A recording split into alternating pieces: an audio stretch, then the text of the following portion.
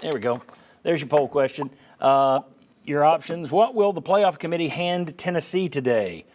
A home game, a trip to Penn State, a trip to Ohio State, a trip to Texas. Now, before we started the show, the computer folks had said a trip to Penn State.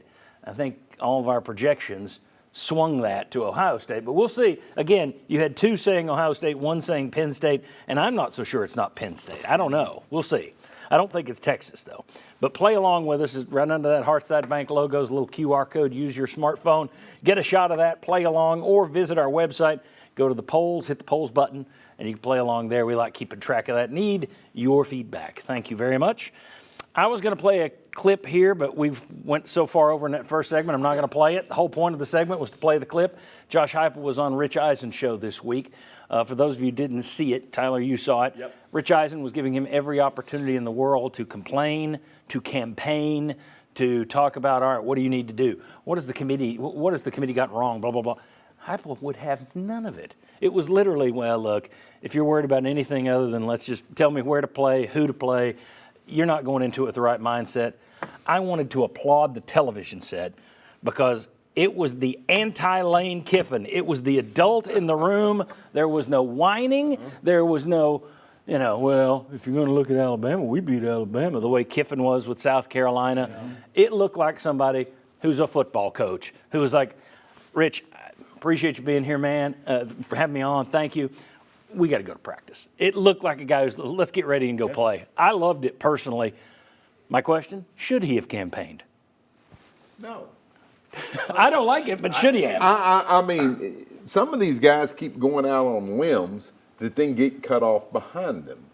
And I think by doing that, you just set yourself up for your own fans to critique you on stuff that has nothing to do with how you coach and what you do on the field. And I think ever since he's been here, 99 times out of 100, his answers are the right answers. Even when they're non-answers, they're the right answers. I appreciate his Sinatra approach. Do it his way, the way he calls the game, the way he does interviews. Ryan Callahan and Josh, when everybody goes down there and we're sitting there talking to Heupel, he's going to do the whole same kind of coach speak. He's going to load it up to just blanks. But he gets the job done, and honestly, I don't know if he needs to campaign. His team has done what they've needed to do this year, 10-2. But he could have on Rich Eisen. Kiffin would have been campaigning for a home game. There's a big difference between Lane Kiffin and Josh Heupel. Amen. Yeah, one of them's in the playoffs and one of them isn't. That's right. I'd take Heupel every day, all day. Josh, should he have campaigned, though? It's sitting out there. We're paying you millions of dollars as a state employee. Why aren't you campaigning for this? No, I think the campaigning this week was a pretty big turnoff for everybody involved. And that was, I get why it's happening, like SMU's coach Rhett Lashley when he's campaigning for the potential spot. That's a weirder one because he's playing for an automatic bid, but he knows what could happen if they do lose the game.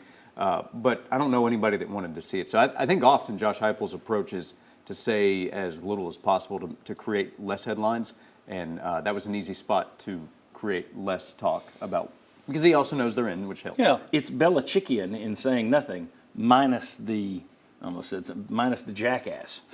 The genius. But, I mean, he says nothing, really. There's no controversy. But at the same time, he's friendly with it. I mean, he was good on Rich Eisen. Chuck, should he have campaigned? No. I mean, what good is it going to do to campaign to Rich Eisen anyway? The committee's watching. Oh, yeah. Bated breath. That's not, to me, that's not going to look. His approach is, we like our situation. We're going to play. He says, put the ball down. Tell us what time to be there, what time to kick off. We'll go play. I mean, and I like that instead of all of that. Well, if you look at this and this and this. And the key difference is, isn't Ole Miss like the second or third team out? Yeah. He almost has to try and campaign a little. He being, pathetic. Our genius, Lane Kiffin. Okay, last question. Dylan Sampson was named USA Today's SEC Player of the Year. They no longer give that award. They haven't in 20 years in the SEC. Now it's divided. You got an Offensive Player of the Year, Defensive Player of the Year. I don't think he's going to get Defensive Player of the Year. But very quickly, just give me a yay or nay. Is Dylan Sampson going to win the SEC's official Offensive Player of the Year? If he doesn't, that's a thing for Tennessee fans to get mad at. Yay. He should. I'll say yes. Yes. Tell me somebody better. I think you could look at Vandy. Jackson Dart. Nah.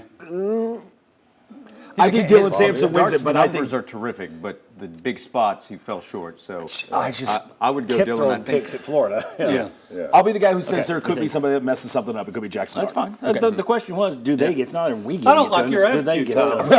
Apparently everybody does. Well, what I don't about, like his I mean, attitude. you He's also fine, have he's being honest. Pavia who could sneak in there because of just what he did to Right. elevate them. Right. All right, when we come back, Ryan Callahan joins us to talk about Tennessee signing day. Why is this still a thing? I mean, seriously, NIL, transfer portal? Okay, we all got to talk about signing day.